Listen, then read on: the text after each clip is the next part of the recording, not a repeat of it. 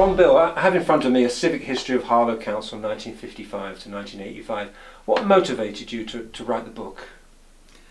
I worked for the council. I worked for the corporation first, and then I worked for the council, and I felt that the council did an excellent job for the new town, provided lots of good services, and I thought it was worth recording. I'm a local historian anyway. I like a bit of local history, and I think we should always record our history for our successors to know what we've done.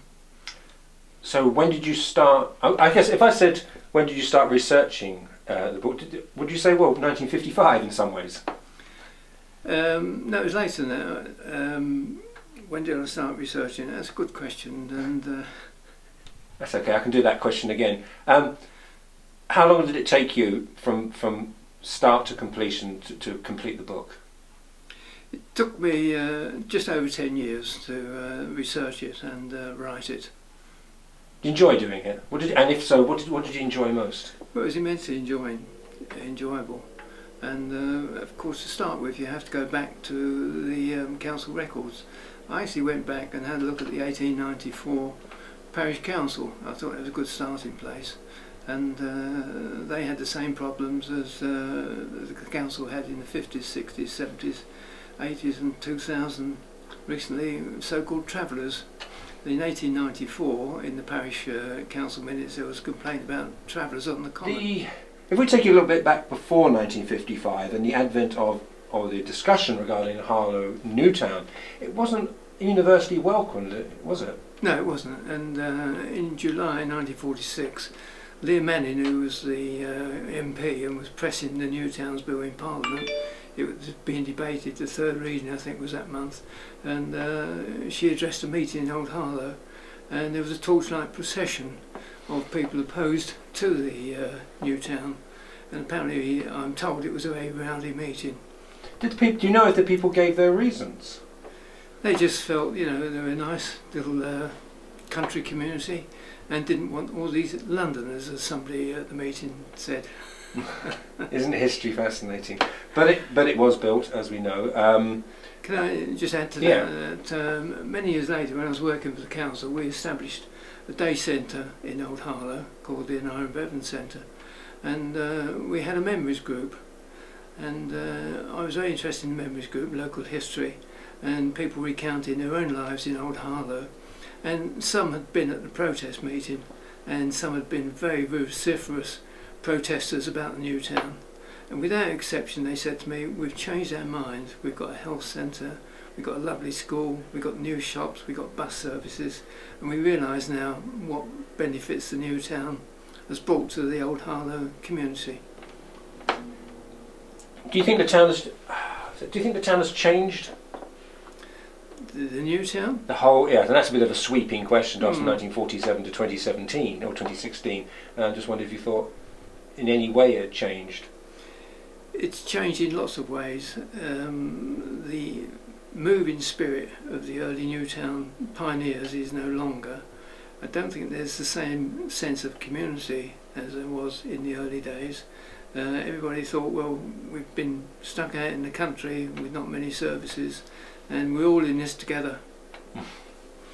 Corporation, when I was working, used to have a new tenants meeting every quarter in the local common room, and all the chief officers for the corporation would attend and ask everybody what they thought of the new town and if there had any problems, complaints, etc. And there were always lots of views put, and obviously quite a few complaints, like the pavement's not been made up, the roads have not been made up, when's the school going to open, when are we going to get a hospital. I can remember I was secretary of the Labour Party, I think 1957-58, and we organised a petition, would they please start building a hospital, and Graham Finlay was the MP at that time, Conservative MP, and he was what's called an equerry to the Queen, and I think by custom the equerries to the Queen don't join in debates in the House. This is what he told me, and but he said he was happy to take our petition to the Health Minister, and obviously he supported the need for a hospital for the new town. And when our first child was born, 1959, there was no hospital, there was no maternity unit in the hospital, so we all went to Epping. So that was February 1959. Our son was born, and so it was dreary, wet, frosty, snowy evenings, and I was cycling up and down to St Margaret's for visiting.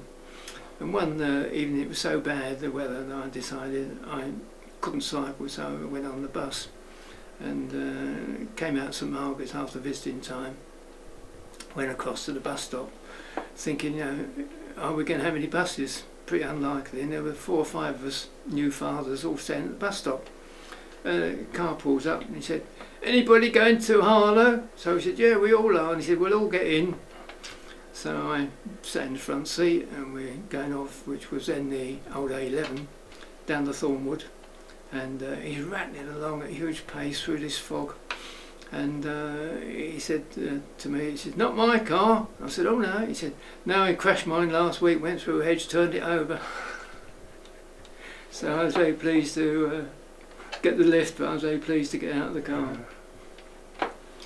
Does any particular, in your civic history of Harlow Council, does any particular year stand out for you? Do you think any in particular significant or pivotal years? I haven't thought it in that respect. The years sort of roll by and they roll into one another, don't they? There's a few memorable moments. Lots of people who've read that book and come to me and say, "I remember the band concerts in the town park," and this seems to be one of the things that stimulates the memory rather than a lot of the other things. And I used to help Alan Southgate, the entertainment officer, to run the band concerts in the park. If Alan was absent, I used to do the announcements, etc. Otherwise I would stand in front of the water feature, lean against the fence and watch the band. So being a Glenn Miller fan, I thought the highlight of the season was always the Glenn Miller Orchestra. And stand there leaning on the fence one afternoon, the orchestra were playing, Ray McVeigh, the Glenn Miller Orchestra. And I turned to the guy next to me and I said, "My all-time favourite is Glenn Miller Orchestra since I'm at school, And he said, "That's great, man." He said, "I'm Herbie Miller, Glenn's brother." And what a moment. So not a Bay City Rollers or Thin Lizzy fan at all, you more in Glenn Miller. But they were great concerts, weren't they? And they were absolutely packed. 10,000, 15,000. Wonderful. And then all the children's entertainment in the skating rink pool. And the cafe, and they were great days. So going back to the book,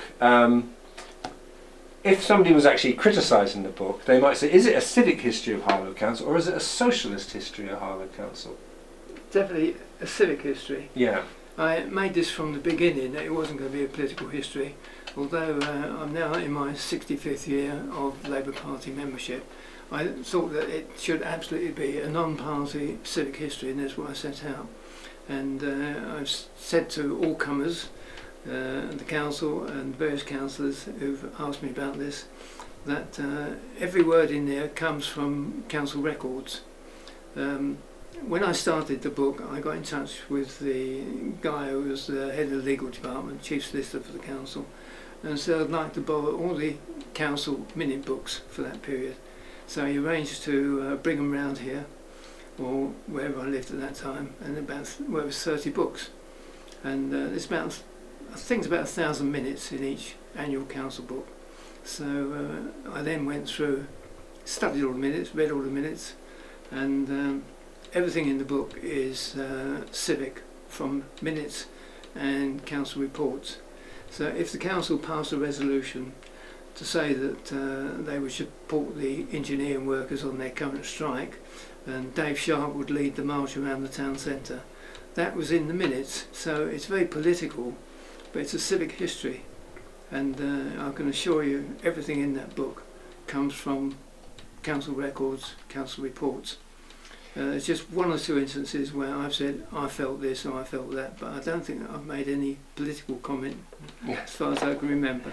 And it does reflect the, as there were, the campaigning by councillors, doesn't it? By the council or the councillors, for a number of issues, and there's always been that. I've always sensed it of that radical spirit, and actually, no, we are going to question this or protest against that, and that's very. It's not unique to Harlow, but it's a good thing about Harlow, isn't it? Yes. If you're going to have elected council, elected MPs, you want them to speak up on certain issues, and if they're doing their job properly, representing us, then they should do. And I think the council used to do it, I think, more than what they do now. But they still, to their credit, the Harlow councillors today, they still do their what they call Labour doorstep. And to be fair, the Conservatives are out there. I always see, I'm always aware of the council saying Old Harlow every Saturday. There's something coming up. I know you don't do social media, etc., but Twitter and things like that. And there is that constant. And even I was at a cabinet meeting last night where there was a very vociferous exchange of views regarding a possible road going through the town park, and it's very much there are signals. They're putting these signals out, aren't they? Where we care about Harlow. And it's always seemed, and that's reflected in your book, isn't it? All these councillors you refer to from the 50s to the 80s, they all cared about the town. Yes, very much so. Yes. Is there any particular councillors you thought he was good or she was good? Or? There were a few. There should be many. Rennie Morris will be number one, because I worked with Rennie for many years on community and health related projects.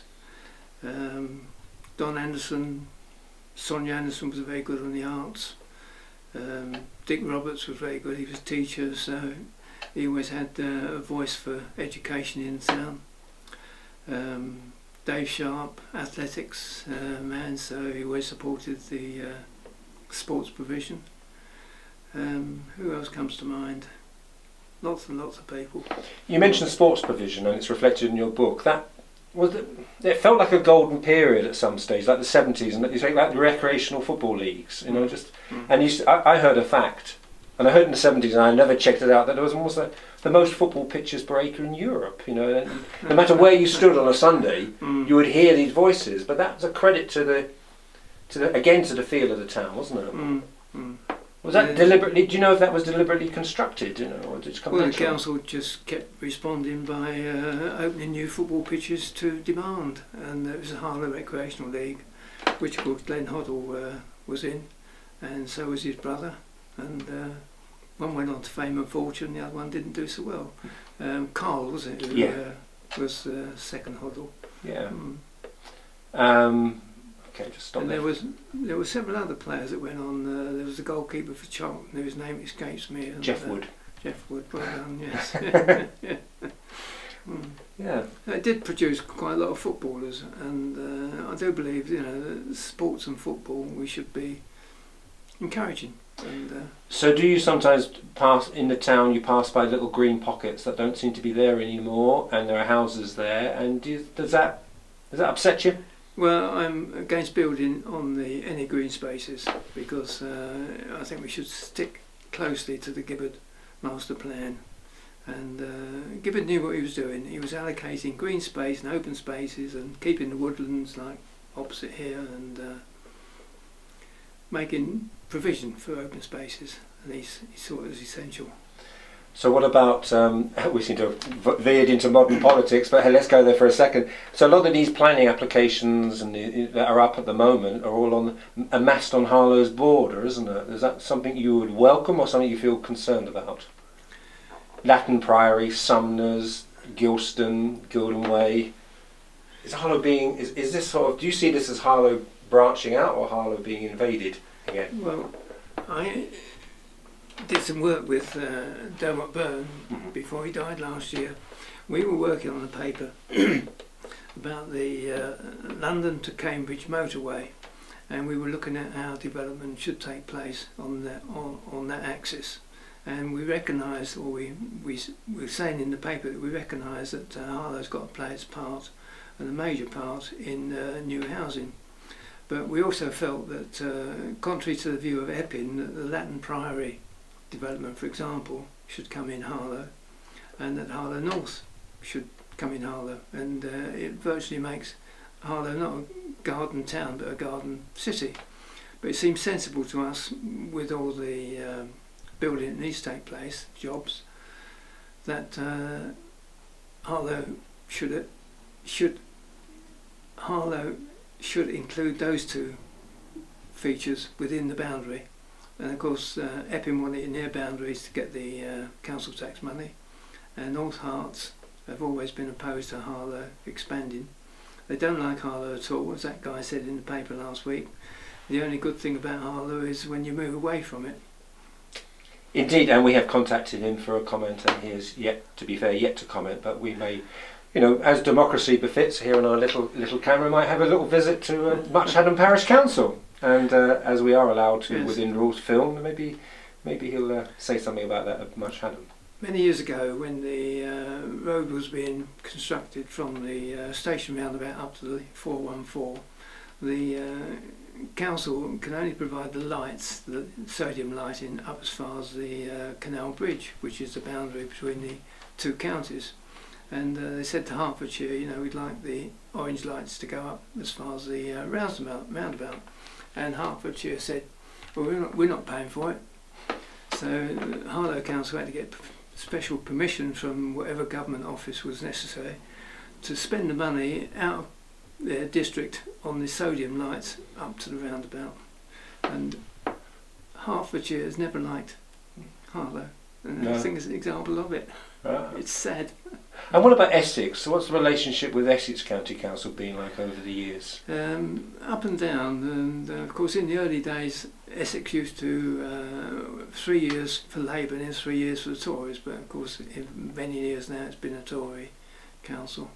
And we've had some good councillors. I mentioned the Andersons who were on the council and the county council. And I think the relationship's been up and down. I disagree with many of the people I knew on the council and others in the Labour Party.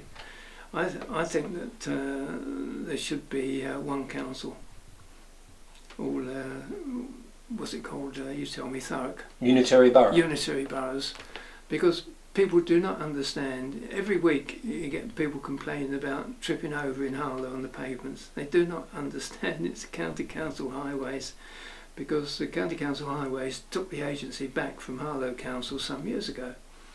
And same with the library, social services. It really ought to be, in my view, one unitary authority. Why did the book finish in 1985? It finished in 1985 because I was offered the chance of early retirement, and looking for something to do, I was asked by the general manager at that time if I would be interested in writing history of the council, and I said yes I would be, because being a local historian, and I undertook to write it, and if the council would pay the publication when I eventually finished it. Did they? 10 years later I got the draft and took it to the council, and I had a letter from the general manager of the time